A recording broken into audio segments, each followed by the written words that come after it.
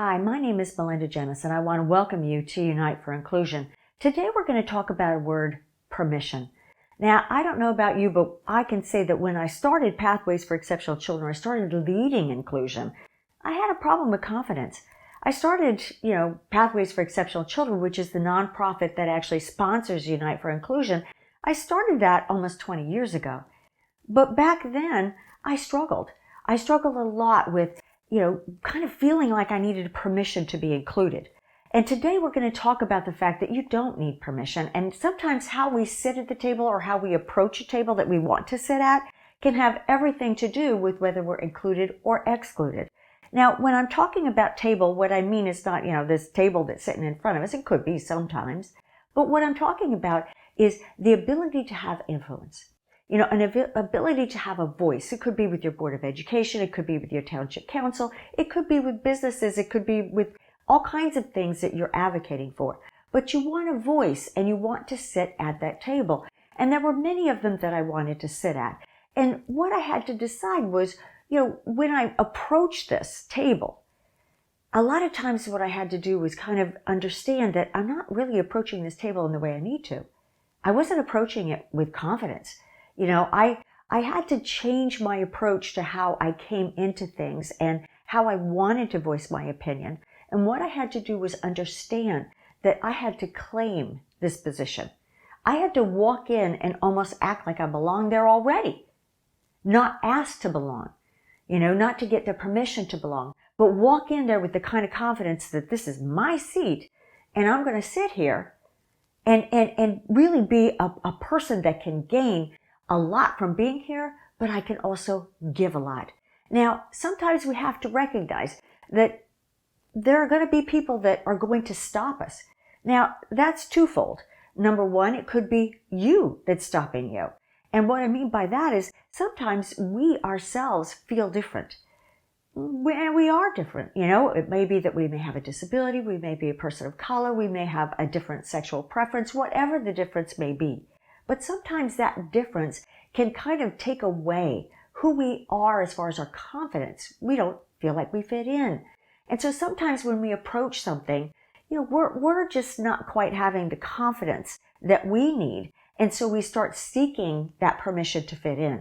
So sometimes we can be our own biggest barriers towards gaining inclusion in seeking that permission from other people. So realize that you yourself have a worthiness.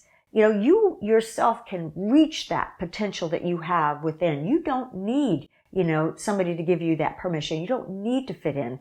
Fit in now. Come with that kind of confidence. And again, this is progress, not perfection. It took me many years, and there are still some tables that I try to sit at that I'm kind of a little intimidated by. But what I want you to do is to understand that difference does not translate to being unworthy. And develop that confidence. And one of the ways that you do that is by doing it over and over and over.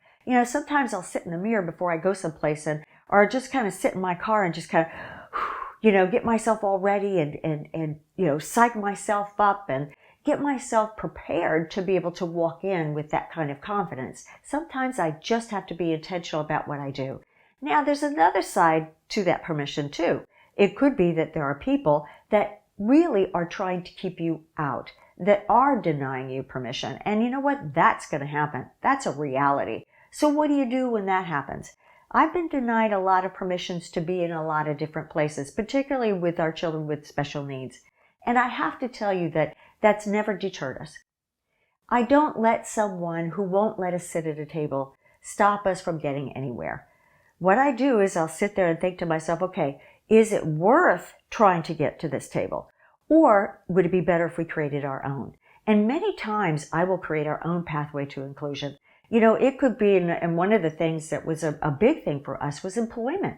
Employment of people with disabilities is just awful.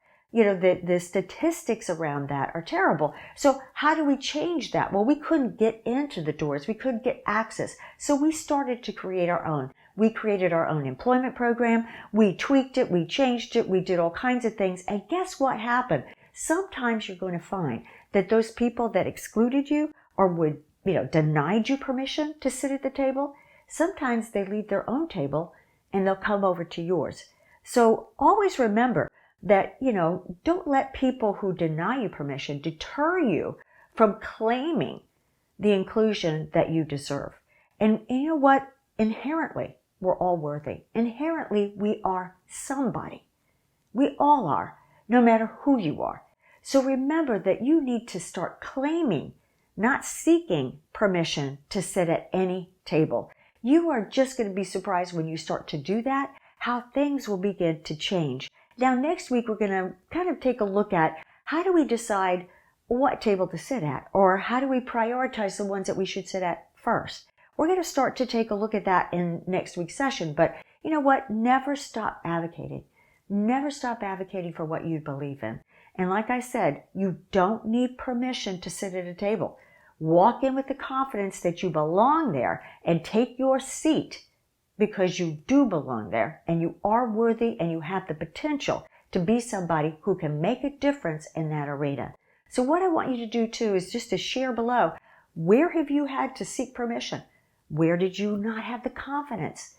Share it below because I'm sure that there are many other people that have had the same things and you can help them too.